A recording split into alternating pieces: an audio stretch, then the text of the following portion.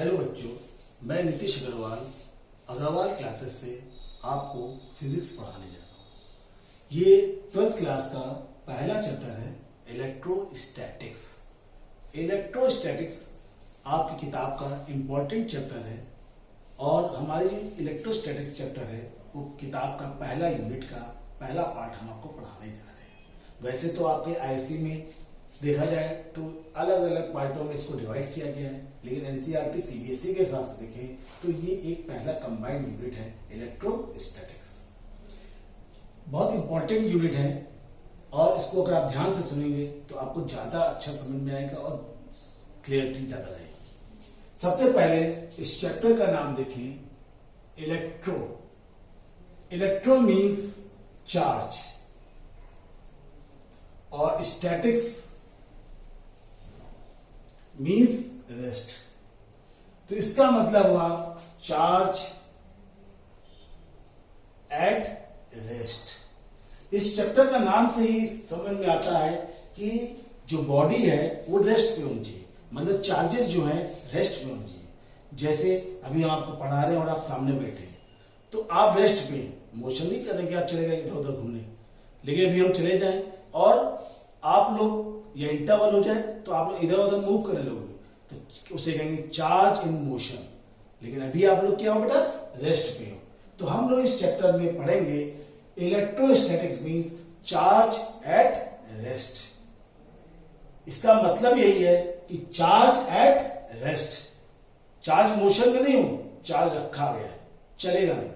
अगर चार्ज चलेगा तो वो करंट इलेक्ट्रिसिटी रहेगा, लेकिन अगर चार्ज रेस्ट पे रहेगा तो हम लोग कहेंगे इलेक्ट्रोस्टैटिक्स। इस चैप्टर का नाम ही यही है, इलेक्ट्रोस्टैटिक्स, मतलब चार्ज एट रेस्ट।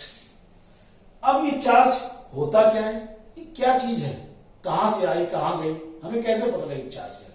तो देखिए सबसे पहला टॉपिक हम लोग पढ़ते हैं इसमें, फ्रिक्शनल चार्ज।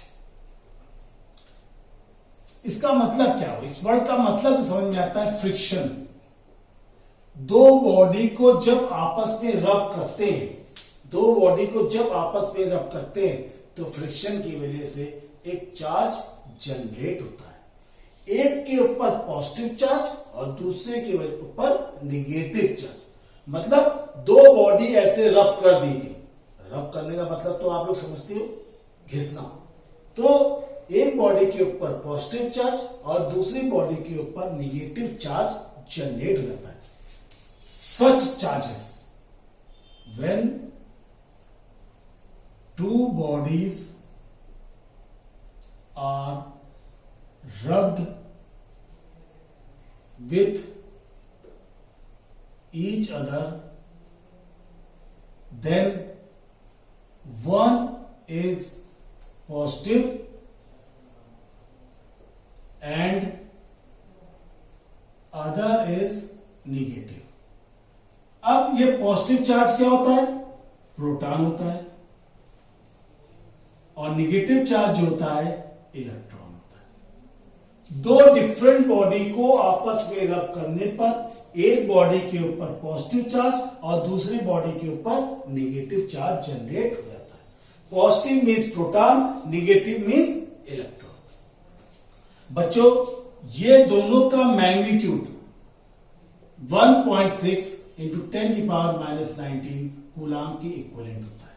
चाहे इलेक्ट्रॉन पे चार्ज देखो और चाहे प्रोटॉन पे चार्ज देखो, चार्ज की वैल्यू दोनों के लिए क्या होगी, सेम रहेगी। बस प्रोटॉन होगा तो उसको हम लोग पॉजिटिव चार्ज कह देंगे और अगर इलेक्ट्रॉन होगा तो उसको हम लोग नेगेटिव चार्ज कह देंगे। बाकी कोई डिफरेंस नहीं है। तो दो बॉडी को जब रब करते हैं तो एक बॉडी के ऊपर पॉजिटिव चार्ज और दूसरी बॉडी के ऊपर नेगेटिव चार्ज जनरेट हो जाता है। एक एग्जांपल के तौर पे हम आपको इसको समझाते हैं कि पॉजिटिव और नेगेटिव, जैसे comb rubbed with dry hair, तो कॉम के ऊपर रब करने पे नेगेटिव चार्ज और ड्राई हेयर के ऊपर पॉजिटिव चार्ज आ जाता है। कॉम को रब किया सूखे बाल से, अगर मान लो कि तुम गीले बाल ले लोगे या तेल लगा लोगे तो फ्रिक्शन रिड्यूस हो जाएगा। हम यहाँ पर तुमको समझा रहे हैं फ्रिक्शन की वजह से, हम तुमको समझा रहे हैं फ्रिक्शन की वजह से जो चार्ज जनरेट होता है उसी को कहते हैं फ्रिक्शनल चार्ज।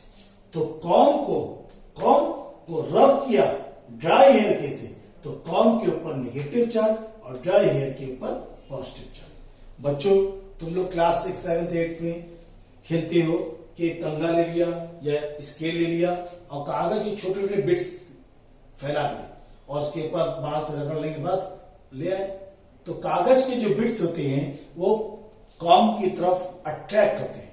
कॉम की तरफ क्या होते हैं? अट्रैक्ट होते हैं। इसका मतलब क्या है कि वो कागज के बिट्स के ऊपर, कॉम जैसे था मान लो इस पेपर और ये बिट्स ऑफ पेपर है, तो इसके ऊपर निगेटिव चार्ज है और इस कागज के बिट्स के ऊपर पॉजिटिव चार्ज जनरेट हुआ। मतलब इन दोनों में एक अट्रैक्शन जनरेट हुआ जिसकी वजह से कागज के बिट कॉम की तरफ अट्रैक्ट हुए। कागज के बिट्स टुकड़े जो पीसेस थे वो कॉम की तरफ अट्रैक्ट हुए। तो दो डिफरेंट बॉडी को रब करने से जो अपोजिट चार्ज जनरेट हुआ था उसी का ये एग्जाम्पल। एक अनदर एग्जाम्पल मैं तुम्हें समझाता हूं। Silk rubbed with glass rod. Silk के क्लोथ को ग्लास की रॉड के साथ रब करें, सिल्क के क्लोथ को ग्लास की रॉड के साथ रब करें तो सिल्क के क्लोथ के ऊपर निगेटिव चार्ज और ग्लास की रॉड के ऊपर पॉजिटिव चार्ज आ जाएगा। सिमिलरली अगर हम लोग फर रब्ड विथ एबेनॉइड रॉड, अगर फर को एबेनॉइड रॉड के साथ रब करें तो फर के ऊपर पॉजिटिव चार्ज और एबेनॉइड रॉड के ऊपर नेगेटिव चार्ज जनरेट हो जाएगा। तो इसका मतलब ये हुआ कि दो डिफरेंट बॉडी को आपस में रब करने से एक बॉडी के ऊपर पॉजिटिव चार्ज और दूसरी बॉडी के ऊपर नेगेटिव चार्ज जनरेट हो जाता है। ये एक मेन पॉइंट है फ्रिक्शनल चार्ज। यही चार्ज हम लोग जनरेट करते हैं, लेकिन ऐसा नहीं है कि चार्ज कम ज्यादा होता रहता है। हम लोग बना लिए तो अभी 100 था, हम बना लिए 200, ऐसा नहीं। एक जगह से आया तो दूसरी जगह चला जाएगा। इस नेचर में चार्ज की वैल्यू कम ज्यादा नहीं होती। जो है इसको दे दिया, जैसे यूपी गवर्नमेंट ने 1000 नोट छापे तो उसने हमको दे दिया, हमने तुमको दे दिया, उसने उसको दे दिया, लेकिन कम ज्यादा नहीं हो रहे, जो है उतने ही रहेंगे। तो फ्रिक्शन से जो चार्ज बॉडी से जनरेट हुआ तो उस बॉडी से चार्ज जो जनरेट हुआ जितना प्लस जनरेट हुआ उतना ही माइनस जोड़ोगे तो सिग्मा क्यू कितना आएगा? सिग्मा क्यू की वैल्यू 0 आ जाएगी जोड़ेंगे। चार्ज ना तो बनता है ना ही खत्म ऑफ चार्जेस। चार्ज की प्रॉपर्टीज क्या होती? चार्ज जो भी आपने पढ़ा फ्रिक्शनल चार्ज, अब उसकी प्रॉपर्टी उसके बारे में हम लोग थोड़ा जानते हैं। पहली property, light charges repel with each other. Light charges जो होते हैं पॉजिटिव पॉजिटिव, लाइट वर्ड का मतलब हो गया प्लस प्लस और माइनस माइनस। लाइट का मतलब होता है दोनों चार्ज सेम नेचर के हो, मैग्नीट्यूड से बात नहीं होगी, प्लस प्लस हो या माइनस माइनस हो। Light charges repel each other while unlit charges attract with each other. Unlit का मतलब होता है एक प्लस में और दूसरा माइनस में, जैसे एक मेल दूसरा फीमेल, अनलाइट, और मेल मेल या फीमेल फीमेल लाइट चार्जेस। तो unlit charges attract each other. देखिए मैंने अपना एग्जाम्पल बनाया है, एक ग्लास की रॉड एक बॉल लटका दी, उसके ऊपर पॉजिटिव चार्ज है।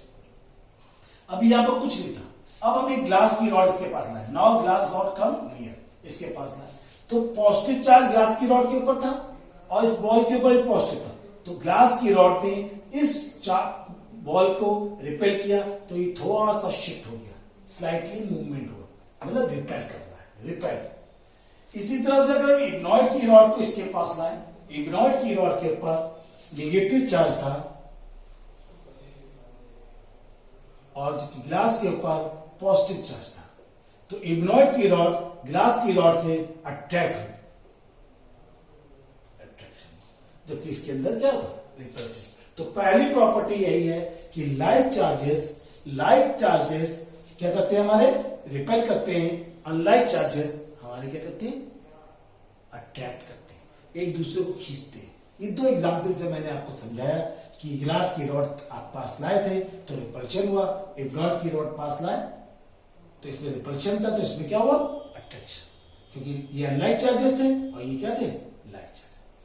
दूसरी प्रॉपर्टी बच्चों हम लोग आज पढ़ते हैं चार्ज की, क्वांटाइजेशन ऑफ चार्ज। क्वांटाइज्ड, जैसे हम लोग बाजार गए और केला खरीदना, हमने उससे पूछा केला क्या रेट है, तो उसने बोला 4 रुपए का एक पीस। हमने कहा 4 केले दो, तो कितने रुपए लेगा हमसे, 16 रुपीज। हमने 4 into 4 किया, 4 केला लिया, 4 रुपीज का एक था, मतलब 16 रुपए हमने उसको पेड किए।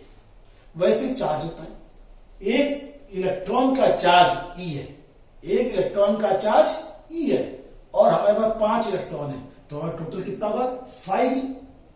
अगर हमारे 10 है तो 10 ई, लेकिन आधा नहीं उसका।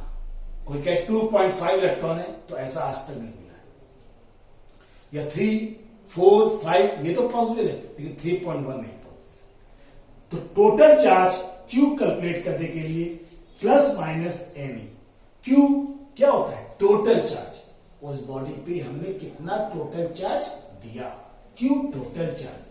N number of charge particle, N number of charge particle, ये होल नंबर में होगी, 1 2 3 4 ऐसे होल नंबर में number of charge particle. E एक इलेक्ट्रॉन या एक प्रोटॉन पे चार्ज की वैल्यू है, एक इलेक्ट्रॉन पे चार्ज कितना है या प्रोटॉन, दोनों में चार्ज का वैल्यू सेम रहती है, बदलता है तो उसका साइन, प्रोटॉन होगा तो प्लस, इलेक्ट्रॉन होगा तो माइनस, दोनों के चार्ज का मैग्नीट्यूड सेम है, बस प्लस और माइनस का फर्क है। Electron mean minus, proton mean plus. C जो हमने यहां पर रिप्रेजेंट किया है यूनिट ऑफ चार्ज है, SI unit of charge. SI unit of charge coulomb होती है, कूलाम। एक अभी आगे लॉ में पढ़ेंगे कूलाम्स लॉ, उसी के नेम पे, उसी साइंटिस्ट के नाम पे चार्ज की एसआई यूनिट रखी गई है, कूलाम। तो आपने देखा बेटा सभी लोगों ने कि मैग्नीट्यूड ऑफ चार्ज प्रोटॉन पे देखेंगे तो 1.6 into 10 की पावर -90, इलेक्ट्रॉन पे देखोगे तो माइनस में होगा। मैग्नीट्यूड ऑफ चार्ज, चार्ज की एसआई यूनिट कूलाम, चार्ज की एसआई यूनिट कूलाम। तो दो प्रॉपर्टीज अभी आपने पढ़ी, एक लाइक चार्जेस वाली, एक क्वांटाइजेशन। अब इस बेटा इसके ऊपर मैं सवाल से इस चीज को और थोड़ा एक्सप्लेन करता हूं कि क्या क्वांटाइजेशन का मतलब है। What is the meaning of quantization of charge. जैसे किसी ने बच्चे ने हमसे कहा can a body hold the charge, can a body hold the charge 1.7 into 10 की पावर -19 कूलम। क्या किसी बॉडी के ऊपर इतना चार्ज हो सकता है? तो देखो बेटा हम लोगों ने Q की वैल्यू देखी 1.7 into 10 की पावर -19 कूलम। हमें N पता करना है, क्योंकि हमें पता लगाना है कि क्या चार्ज होल्ड कर पाएगा या नहीं कर पाएगा। और E 1.6 बताया था मैंने आपको फिक्स। अगर ये माइनस में होता तो हम यहां माइनस यूज करते, अगर ये प्लस में है तो हम लोग यहां पर प्लस मीन्स पॉजिटिव चार्ज के बारे में बात कर रहे हैं। अब Q is equal to NE, Q की वैल्यू ये हो गई, N पता लगाना था, E हमारा गिवन था। अब N की वैल्यू आ गई 1.7 into 10 की पावर -19 ऑब्लिक 1.6 into 10 की पावर -19। ये पूरा कैंसिल हो गया, 17/16 फ्रैक्शन। इस फ्रैक्शन का मतलब वो क्या हुआ, the body can not hold this charge. अगर ये 1 आया था, 2 आया था, तो हम लोग कह देते yes this charge can hold a body, but ये क्या आ गया, fraction. Hence it means we can not hold this amount of charge, क्योंकि number of charge fraction is not possible. Charge हमेशा होल नंबर में होता बेटा, कभी भी चार्ज फ्रैक्शन में हो ही नहीं सकता। किसी ने कहा तो क्लास में कितने बच्चे हैं, तो कोई भी स्टूडेंट ये आंसर नहीं करेगा कि मेरी क्लास में 3.1 या 3.2 बच्चे, वो कहेगा 3 है, 4 है, 10 है, 15। कभी भी फ्रैक्शन के बारे में कोई बात नहीं करेगा। तो आपने देखा एक बॉडी में कभी भी इतना चार्ज पॉसिबल नहीं। एक और एग्जाम्पल मैं आपको देता हूं इसी के बारे में, थोड़ा सा अलग हटके एग्जाम्पल देखिए। How much positive charge in a cup of water? How much positive charge in a cup of water? 1 cup of water का मीनिंग होता है 250 ग्राम वाटर। 1 कप पानी का मतलब होता है 250। अब 1 कप वाटर में कितना पॉजिटिव, अभी हम घर जाते हैं कप पानी पी जाते हैं, हमने तो 1 कप पानी पी लिया, लेकिन हमको ये नहीं पता चला कि हमने कितना पॉजिटिव चार्ज या नेगेटिव चार्ज पी गए। अब देखिए 1 cup of water is equal to 250 gram of water. 1 cup पानी 250 ग्राम के वाटर के बराबर है। मतलब number of moles in 250 gram, 250 gram में वाटर के कितने मोल्स होंगे? तो 250 upon 8, mass upon molecular weight, formula होता है नंबर ऑफ मोल्स का। नंबर ऑफ मोल्स का फॉर्मूला क्या होता है? Mass of substance upon molecular wait. अब 250 अपॉन ये कट गया 9, 125 अपॉन 9, इतने मोल्स आ गए। Number of items in 250 gram of water, कितने आइटम्स होंगे? तो 125 अपॉन 9 इंटू 6.02, एवोगाड्रो नंबर से मल्टीप्लाई करिए। 1 मोल में 6.02 इंटू 10 की पावर 23 होते हैं, तो 2 मोल में कितने होंगे? डबल होंगे। 3 मोल में कितने होंगे? ट्रिपल होंगे। तो इतने मोल में कितने मल्टीप्लाई किया। In water molecule each item has 10 positive charge. हर एक आइटम में 10 पॉजिटिव चार्ज होते। कैसे? हाइड्रोजन का 11H और ऑक्सीजन का 16H। 1 पॉजिटिव चार्ज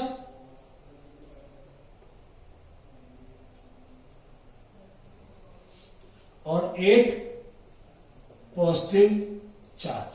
ये प्रोटॉन की वैल्यू है। तो नंबर ऑफ प्रोटॉन्स हमने कैलकुलेट किया, वो हमारा आया 10। So total number of positive charge, तो n की वैल्यू आपको कैलकुलेट करेंगे 125 अपॉन 9 इंटू 6.02 इंटू 10 की पावर 23 इंटू 10। E की वैल्यू आपको पता है -19 कूलम। Q की वैल्यू हो गई Ne। N की वैल्यू आपने लिख दी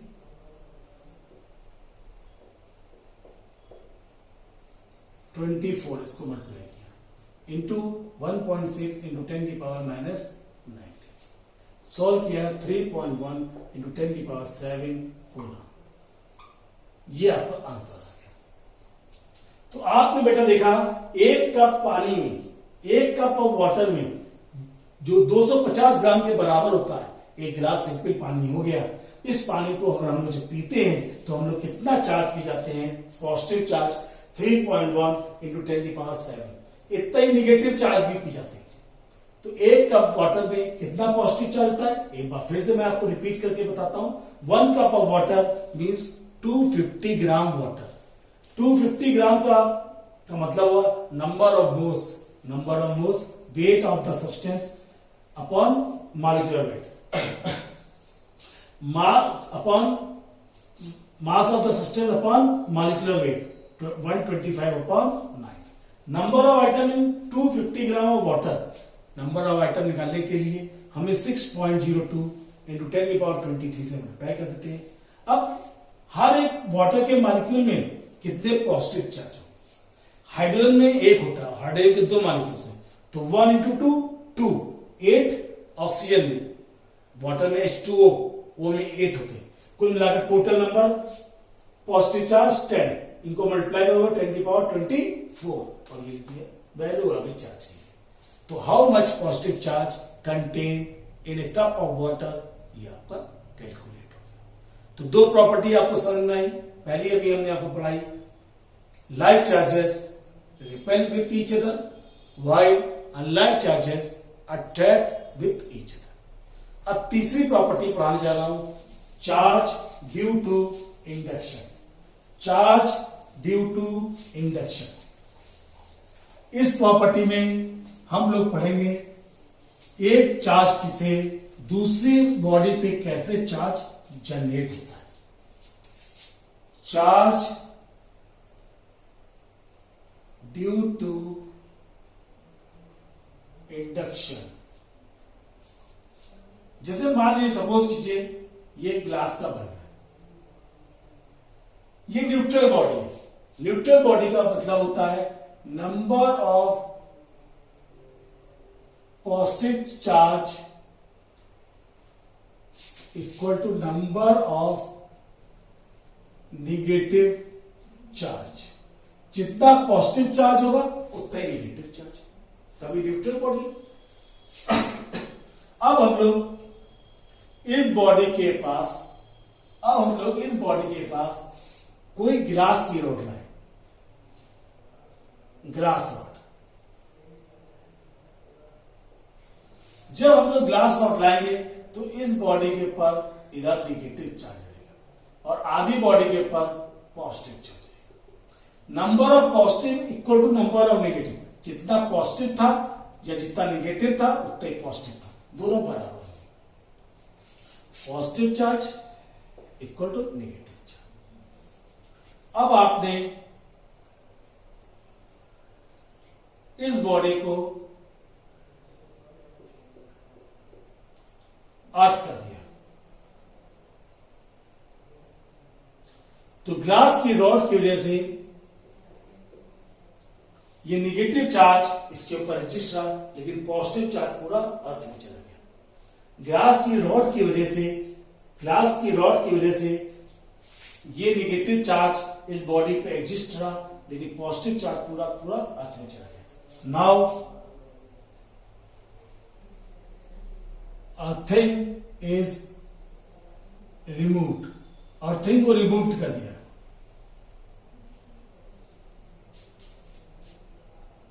निगेटिव चार्ज रुका रहा क्योंकि ये पॉजिटिव चार्ज को रोके था ग्लास रॉड। ग्लास की रॉड इस निगेटिव चार्ज को रोके हुए थी, लेकिन जो पॉजिटिव चार्ज था वो पूरा अर्थ में जा चुका। Again glass rod is removed. अब ग्लास की रॉड को रिमूव कर देंगे तो ये जो निगेटिव चार्ज के ऊपर था ये पूरे में फैल गया। ये आगे charge due to induction. Without touch किए जब किसी दूसरी बॉडी में चार्ज जनरेट होता है तो उसे कहते हैं चार्ज ड्यू टू इंडक्शन। हमने बॉडी को टच नहीं किया था, दूर रखे थे, बहुत दूर नहीं, पास लाएंगे थोड़ा दूर पे था। विदाउट टच कर देते तो ये पॉजिटिव चार्ज के अंदर जाने लगता, लेकिन हमने टच नहीं किया। विदाउट टच हमने उसके पास मिलाए और उसके कारण दूसरी बॉडी में जो चार्ज जनरेट हुआ उसे बोलते हैं चार्ज ड्यू टू इंडक्शन। क्या बोलते हैं? Charge due to induction. जब किसी बॉडी को टच करोगे जब किसी बॉडी को टच करोगे तो बात बदल जाएगी, लेकिन इंडक्शन का मतलब होता है विदाउट टचिंग, बहुत किलोमीटर में बहुत पास रहता है। When two bodies are placed very close to each other, तो एक बॉडी के कारण दूसरी बॉडी के ऊपर जो इफेक्ट पड़ा, एक बॉडी के कारण दूसरी बॉडी में जो इफेक्ट पड़ा, उसे कहते हैं चार्ज ड्यू टू इंडक्शन। बहुत सिंपल सा एग्जांपल लेते हैं। तुम बेटा बच्चे क्लास में पढ़ रहे थे, तुम्हारे बगल में एक बच्चा पढ़ने का मन नहीं कर रहा था, वो तुमसे पास में बैठा था, धीमे धीमे बोलने लगा। अब तुम्हारा दिमाग उसकी बातचीत पे जाने लगा, अब उसकी बात वो समझ में आने लगी और तुम्हारा मन डाइवर्ट हो गया। टीचर जो पढ़ा था वो हट गया और उसकी तरफ चला, तो इसे कहते हैं चार्ज ड्यू टू इंडक्शन। एक के कारण दूसरी बॉडी पे जो चार्ज जनरेट हुआ उसे बोला चार्ज ड्यू टू इंडक्शन। हाँ बेटा, फोर्थ प्रॉपर्टी है conservation of charge. Conservation of charge का मतलब होता है charge is neither created not destroyed. Charge is neither created nor destroyed, but it can transfer from one body to another body. अभी मैंने आपको कुछ देर पहले बोला था कि चार्ज जितना आता है उतना ही जाता है। हम लोग डेवलप नहीं करते, कुछ ना हम बनाते, हम इससे लेते हैं दूसरे को दे देते हैं। तो charge is neither created not destroyed, but it can transfer from one body to another body. जैसे यूरेनियम है, 23492 यूरेनियम का फॉर्मूला है। इस पे न्यूट्रॉन की बमबार्डिंग करी, न्यूट्रॉन की बमबार्डिंग करी, यूरेनियम का एक आइसोटोप बन गया 23592 यूरेनियम। अब चार्ज की वैल्यू बिफोर रिएक्शन कितनी थी? चार्ज बिफोर रिएक्शन 92 प्लस 0 92 और चार्ज आफ्टर रिएक्शन 92। तो चार्ज की वैल्यू बिफोर रिएक्शन और आफ्टर रिएक्शन सेम रही, इसीलिए हमने कहा चार्ज कंजर्व्ड है। मतलब charge is neither created not destroyed, but it can transfer from one body to another body. एक बॉडी से चार्ज निकालोगे दूसरी बॉडी में। कोई भी केमिकल रिएक्शन होती है, इस नेचर की जितनी भी केमिकल रिएक्शन तुम लोग बैलेंस करते हो, सब में चार्ज कंजर्व रहता है। चार्ज कम ज्यादा नहीं होता, कभी न्यूट्रॉन प्रोटॉन कम ज्यादा नहीं होते। अगर दो नाइट्रोजन इधर है तो रिएक्शन के बाद भी दो ही नाइट्रोजन होंगे, चाहे वो N2 के फॉर्म में चले हो या पर NaNO3 के फॉर्म में हो, लेकिन बाद में उधर N2 के फॉर्म में चले हो। लेकिन रिएक्शन में जितना इधर पार्ट था उतना ही उधर रहेगा। अब बच्चों हम लोग फिफ्थ प्रॉपर्टी पढ़ने जा रहे हैं, चार्ज इज एडिटिव। एडिटिव का मतलब what is the meaning of additive? जोड़ लेना, पॉजिटिव हो नेगेटिव हो जीरो, सबको जोड़ दो। जब तुम सबको जोड़ दोगे तो उसे कहेंगे एडिटिव। एडिटिव मतलब जोड़ देना।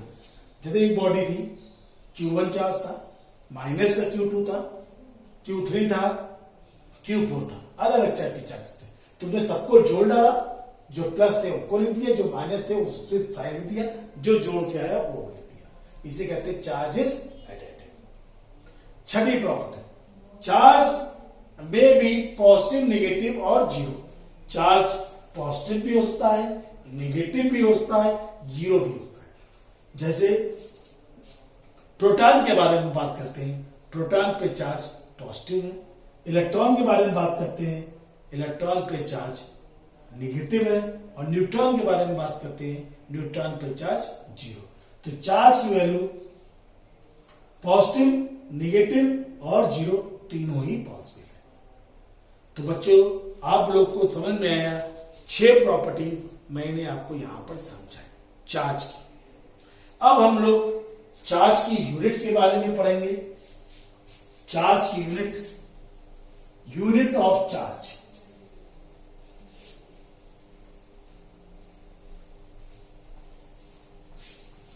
तो सबसे पहले हम लोग चार्ज की यूनिट के बारे में पढ़ने जा रहे हैं।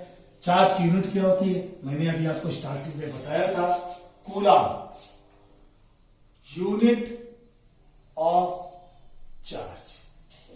चार्ज की यूनिट कूलम है। चार्ज की यूनिट क्या है बच्चों? कूलम है। कूलम एसआई यूनिट है।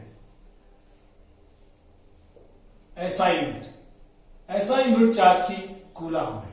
1 माइक्रो कूलम 10 की पावर -6 कूलाम के बराबर है और 1 मिली कूलाम 10 की पावर -3 कूलाम के बराबर है। 1 पीको कूलाम, इसको हम लोग 1 माइक्रो भी लिख सकते 2 बार कूलाम 10 की पावर -12 कूलाम के बराबर। तो चार्ज की SI यूनिट कूलाम है। 1 माइक्रो कूलाम 10 की पावर -6 कूलाम, 1 मिली कूलाम 10 की पावर -3 और 1 पिको कूलाम 1 माइक्रो कूलाम 10 की पावर -12 कूलाम के बराबर है। तो चार्ज की SI यूनिट के बारे में हमने बात किया। अब चार्ज को हम लोग पता कैसे लगाते हैं? तो एक स्टूडेंट है gold leaf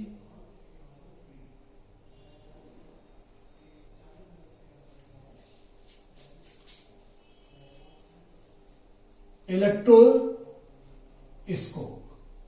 Gold leaf electroscope is a device which is used to measure the magnitude of charge. Gold leaf electroscope is a device which is used to measure the magnitude of charge. Gold leaf electroscope is a device which is used to measure the magnitude of charge. ये होती कैसी है बेटा? ये glass का chamber है,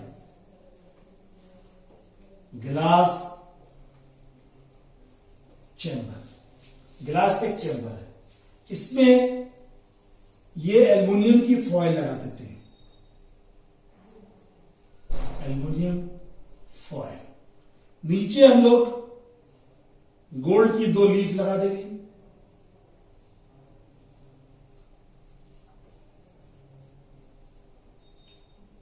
अब यहां पर ये आपका इंस्ट्रूमेंट बन गया। अब हम लोग यहां पर ग्लास की रॉड को लाइक टच किया, पॉजिटिव रॉड। अगर हम लोग पॉजिटिव रॉड को लाएंगे तो ये पॉजिटिव रॉड इसके अंदर से होता हुआ यहां आएगा और ये दोनों लीफ क्या होंगी? फैल जाएगी। इनिशियली लीफ जो होती है अनचार्ज बॉडी की कुछ इस टाइप की होती है।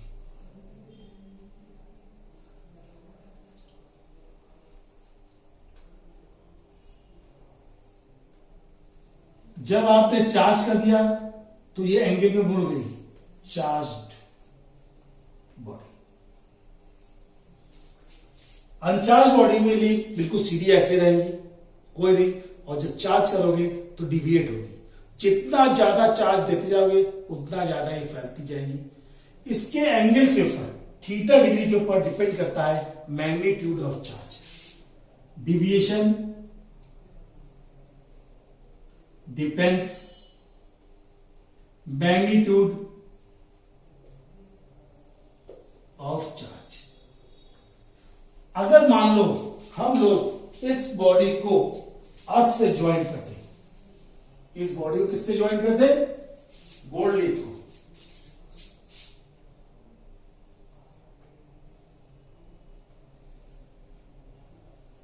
ये हमारा गोल्ड लीफ बन रहा है।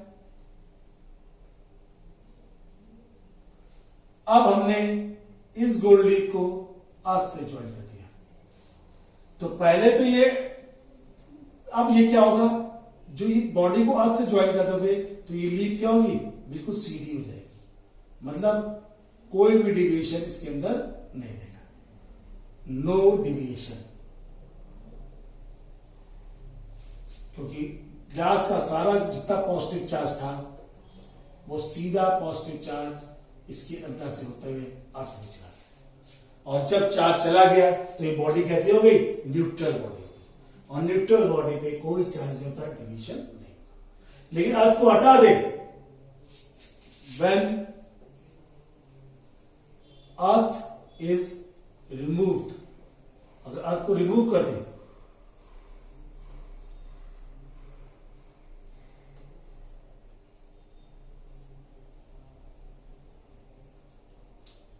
and a new glass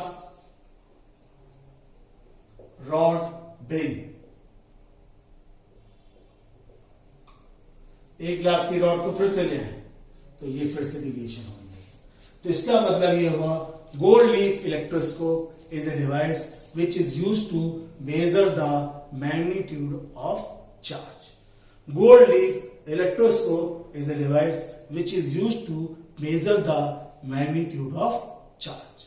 Okay, यहां पर आपने आज हमसे पढ़ा कि इलेक्ट्रोस्टैट्स का मीनिंग क्या होता है, चार्ज क्या होता है और चार्ज की प्रॉपर्टीज क्या होती है। 6 प्रॉपर्टीज हमने आपको बताई और साथ साथ मैंने बताया यूनिट ऑफ चार्ज और gold leaf electroscope. Last topic आज का हम डिस्कस करने जा रहे हैं क्वार्क। मॉडर्न थ्योरी कहती है कि क्वार्क एक ऐसा एलिमेंट है, मॉडर्न थ्योरी कहती है क्वार्क एक ऐसा एलिमेंट है जिसमें चार्ज फ्रैक्शन में एग्जिस्ट करता है। कोई भी एलिमेंट इस नेचर में ऐसा पाया ही नहीं गया है जिसमें चार्ज फ्रैक्शन में, लेकिन क्वार्क एक ऐसा एलिमेंट है जिसमें चार्ज फ्रैक्शन फॉर्म में एग्जिस्ट करता है। फ्रैक्शन जैसे ये आपके क्वार्क है तो ये टॉप है, टॉप का मतलब होता है 2e/3 टॉप। इसे एक नाम और देते हैं अप। ये बॉटम है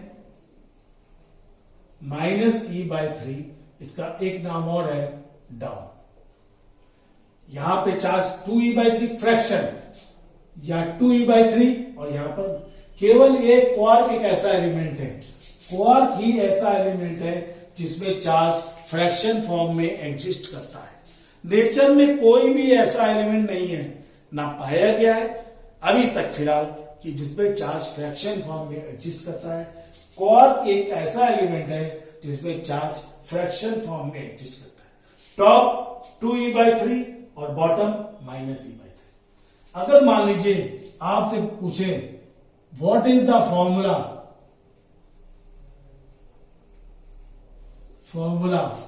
ऑफ प्रोटॉन इन क्वार्क। अब प्रोटॉन का फॉर्मूला E होता है। प्रोटॉन का फॉर्मूला क्या होता है? E कैसे आएगा? 2e/3 plus 2e/3 -e/3। मतलब इसका फर्स्ट वर्ड U लिखा, इसका U हुआ और इसका D हुआ। ये फर्स्ट वर्ड हम लोग यूज करते हैं, U U मतलब U D। तो फॉर्मूला ऑफ प्रोटॉन क्या हुआ? UUD। इसी तरह से अगर आपसे पूछा गया what is the formula of electron, तो इलेक्ट्रॉन का मतलब होता है -E। अब -E कैसे आएगा? अगर इसी फॉर्मूले को -e/3 मतलब DDD। This is the formula of electron in quark। तो क्वार्क नेचर में एक ऐसा एलिमेंट है जो इसमें चार्ज फ्रैक्शन फॉर्म में एग्जिस्ट करता है। बाकी सारे एलिमेंट नेचर में कोई भी ऐसा एलिमेंट नहीं है जिसमें चार्ज फ्रैक्शन फॉर्म में, लेकिन क्वार्क एक ऐसा एलिमेंट है जिसकी चार्ज फ्रैक्शन। इसमें चार्ज जो एग्जिस्ट करता है ऊपर टॉप पे 2e/3 और बॉटम पे -e/3। फॉर्मूला प्रोटॉन का UUD और इलेक्ट्रॉन का -e/3 -e/3 -DDD। क्लियर?